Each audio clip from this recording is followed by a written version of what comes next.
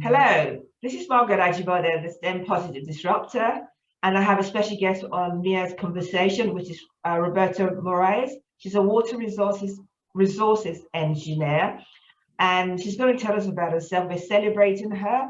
The reason why this podcast has been set up is we want to educate and raise awareness, change people's perception, and demystify what STEM is, that science, technology, engineering, and mathematics.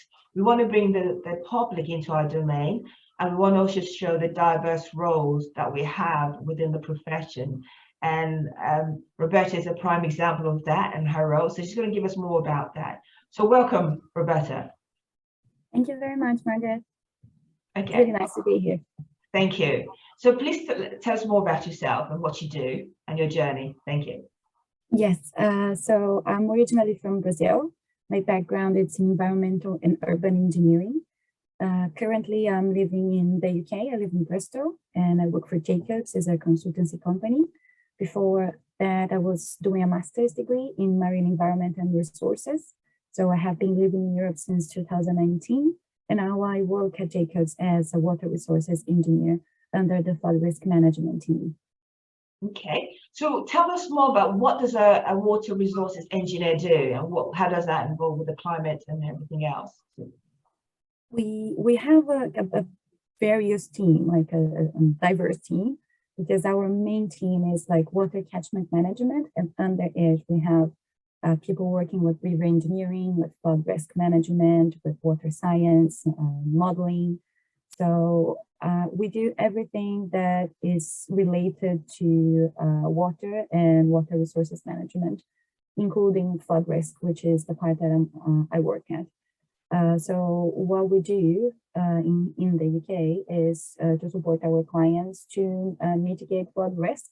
So we analyze where the flood is coming from, what was the event that triggered the flooding, and we try to help them to implement actions that are going to mitigate the risk if it is economically feasible. Indeed, interesting. Because I'm also very much aware that you're also an assistant project manager, and you also, and in a way, you're actually looking at the overview of what's happening within your catchment. Can you expand on that? Because I know that your journey started in Jacobs when you were in Brazil as well, and then you came here. You went hoping to be more of a specialist, but you decided this was not for you. So can you just tell us more about that, please?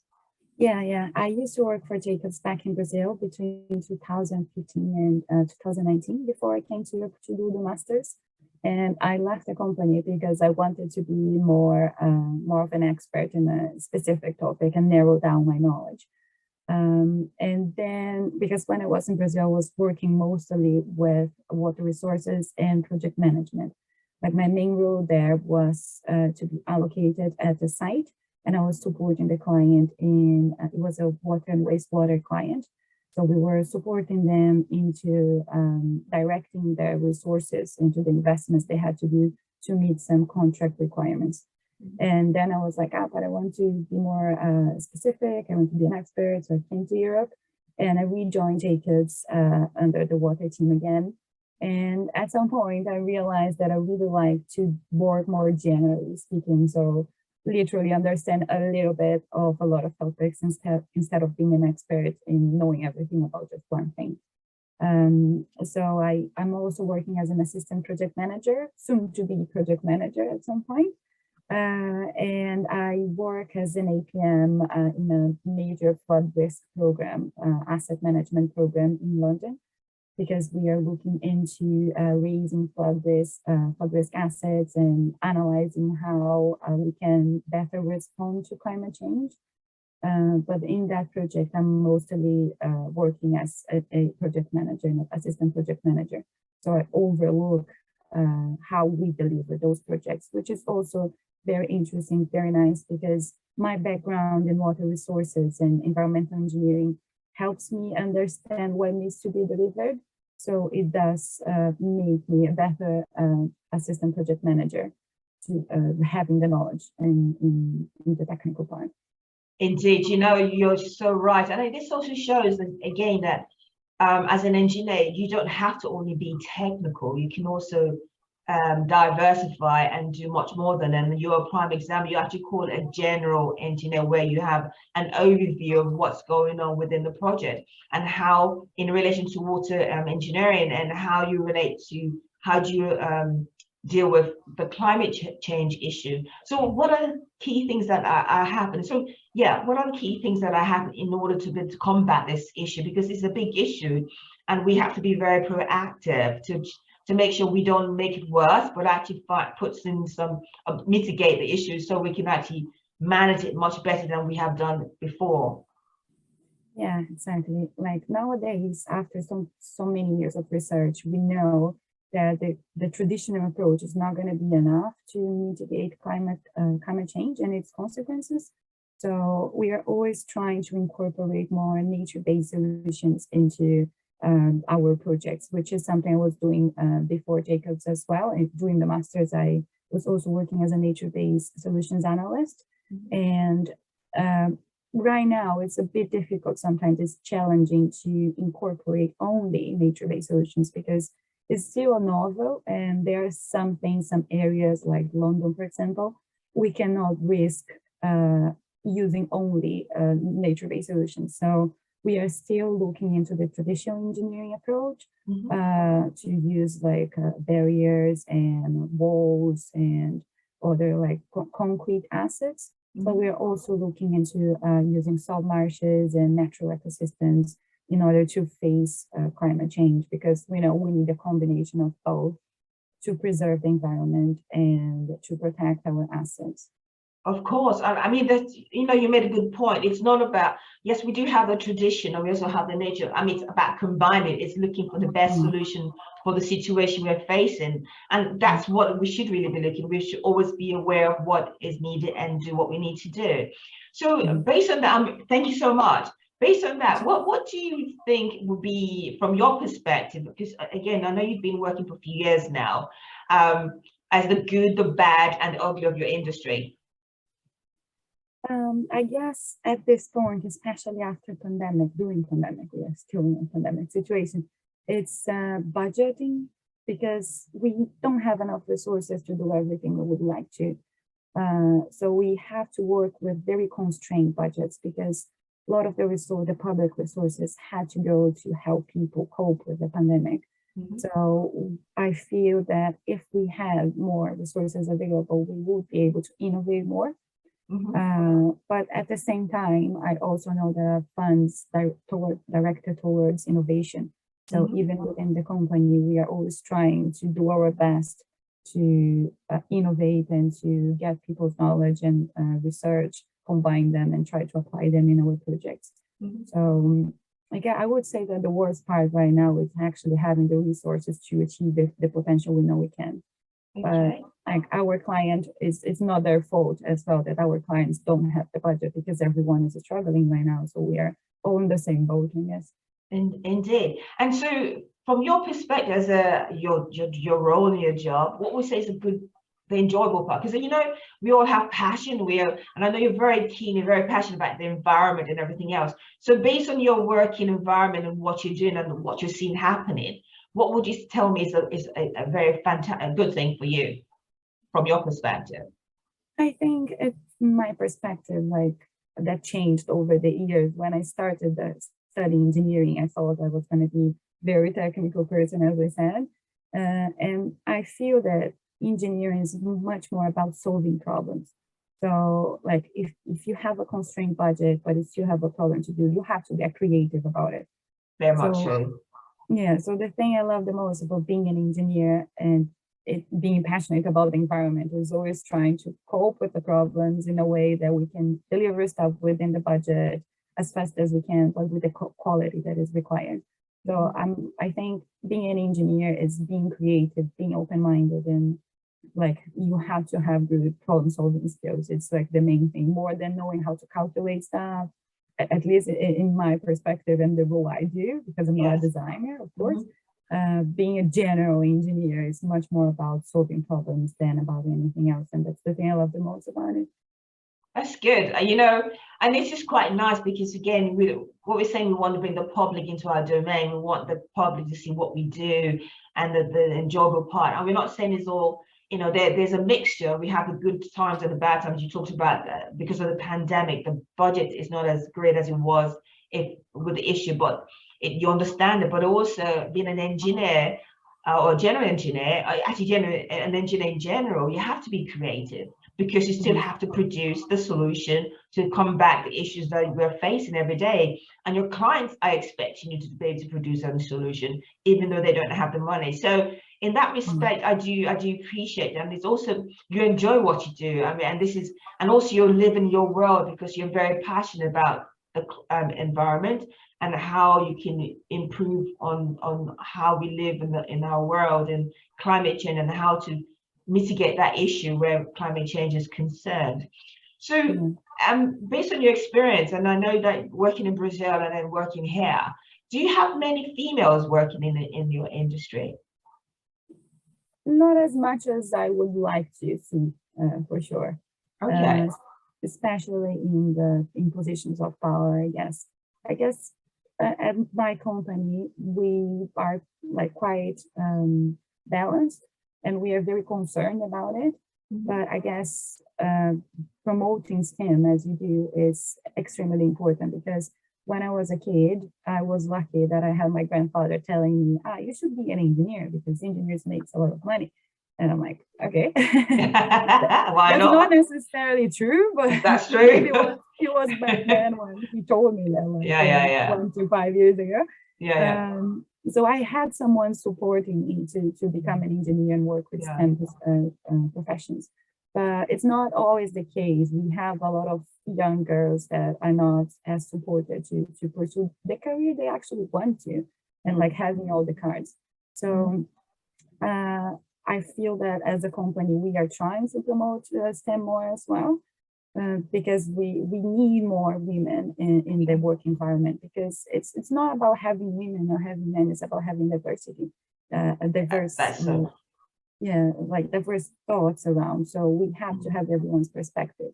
Very true. I mean, you're quite right. It's not about a gender issue. It's about getting the type of people or the diverse team that will enable you to produce the right solution, to enable you to be more effective, and also improves the profit margin as well. Because sometimes we overlook that. We think we need to have people that are similar, or we think we're comfortable with, whereas that doesn't always trigger off the best out of you. It doesn't optimize what you could potentially have.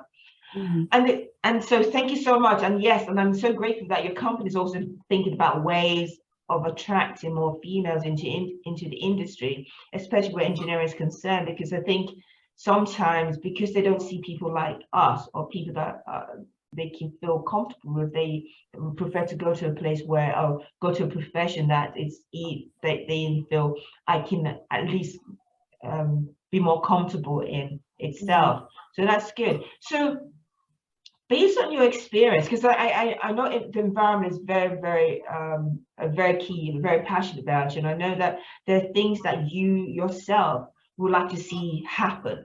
So and just in a general perspective, can you give me 5 practical solutions that would help, that would encourage people, things that will turn around not just the industry, but also how we can manage what's happening with the environment itself? Because I think we should not overlook that, because one of the things I do want is for us as engineers, or in that STEM world, to be proactive.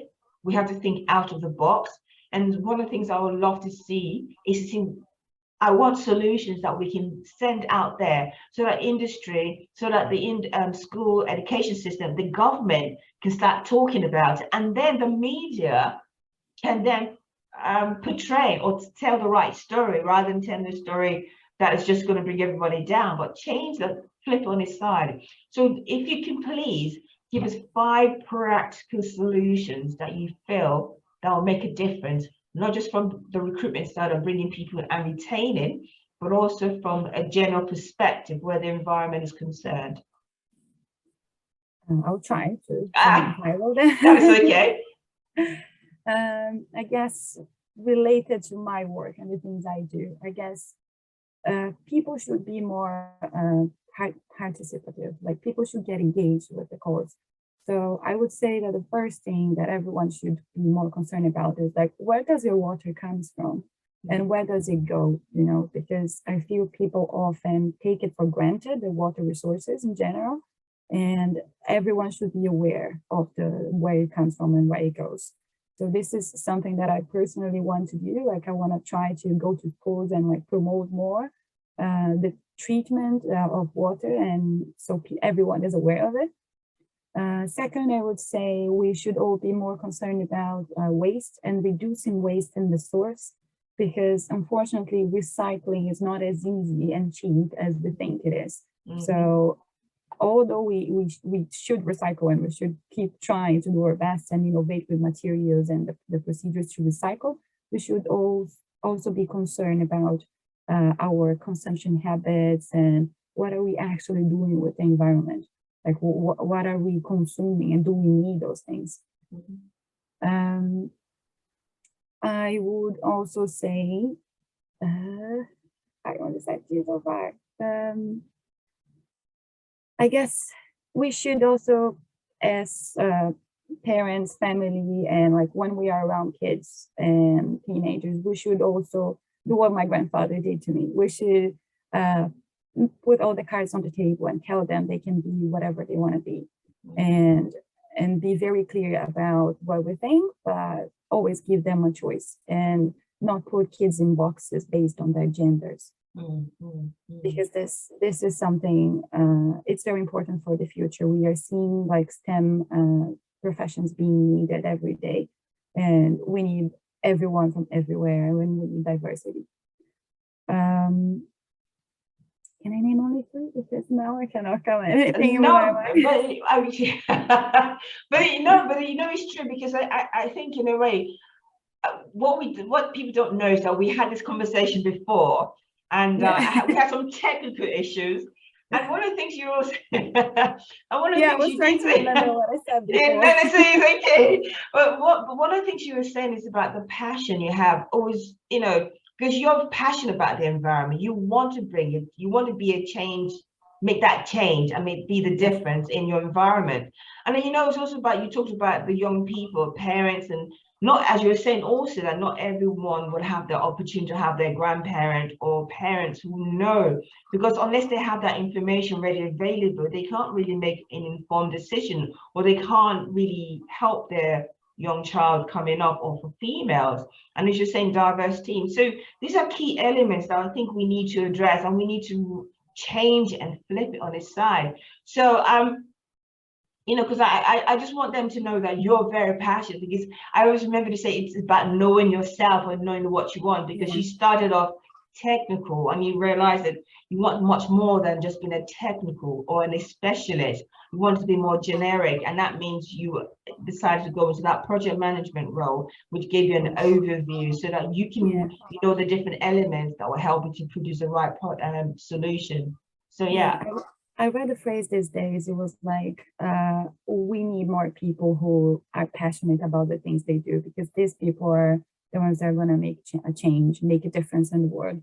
And yeah, now that, thank you for reminding me. Well, thank you. But it's, you know, hey, I don't want to tell him it's my fault that we have to do this. But hey, no, it's okay. No. My hands are up. Yeah, so I do think that knowing what you want to do is something very important, because like I tried several things, and I guess trying is really important, because if you don't try enough things, if you are unsure of what you're going to do, if you don't try all of them, you're always going to be like, what if I had done that? So trying different things, it's very important. This is what I did. And knowing myself and knowing what I actually want right now, and knowing what I'm good at and knowing what I'm not good at. And it's okay. You know, you don't have to focus in the things you know you're not good at. Focus on your potential. Focus on the things you know what to do. Like people used to tell me, like, you're going to be a great project manager. And I was like, but I want to do technical stuff. So give me technical tasks. And I was never able to. That's why I went for the master's. And then until I realized myself, like, yes, I'm going to be a good project manager. I'm happy, very happy to work with engineering, and I want to manage engineering projects. And not being an engineer myself and having experience as a water resources engineer is what's going to make me a better project manager. So I'm very happy knowing that right now, because I'm not the person who is going to be coding the whole day and like having my face in the computer the whole day. I know I have more soft skills, and these are very important. So I motivate people and I support people to go look after their dreams and the things they want to do. Yes. Because the world is so big, we need people doing everything. You don't need to be a super technical engineer to be to make a difference. Like you can be an engineer and still like do many of things, be more like of a policymaker and supporting other fronts and still being a STEM professional. And you know, you could have said it any better than I could. I mean, this is wonderful. It's and you can be anything, and it's never too late as well, because you have to try. Because if you didn't try, if you didn't do the masters and you didn't have a taste of what a project manager is, you won't have known what's your potential. And what you've done is enhance yourself, because it's not just about being technical, but also the soft skills you gain, and it's the management style, management skills. There's so much more. And you know, as engineers, we have to be very diverse. We have to have diverse skill sets. And you're a prime example of that. And you also enjoy what you do. And it's also about what you're passionate about, the environment. So, you know, I am just so grateful, Roberta, and I'm, you know, I want to say more, but don't worry, I've been saying more. But as I said, I'm just so grateful for you to coming on board and just sharing what you do. And it's also about celebrating what you've done, because you've had a few years doing this, and you know you've got so much to give to the world. And I just can't wait to see you in that bright light as well, and then just enjoy celebrating what you've achieved as well. So thank you very much, Roberta. I really appreciate you coming on board. Thank you. You're welcome. I'm very happy. Thank you. Thank you.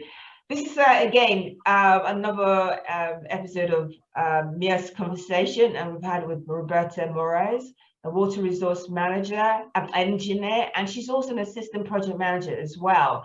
And you know, I just a wonderful thing. Again, the reason why we set up this podcast is to be able to educate, change people's perception, raise awareness, and demystify what STEM is, that science, technology, engineering, and mathematics, but bring the public into our domain and show the diverse roles. And this is a prime example of what a different role within the engineering world is all about. So again, thank you again, Roberta, for coming on board. Appreciate it. Thank you. Thank you, Margaret. Thank you.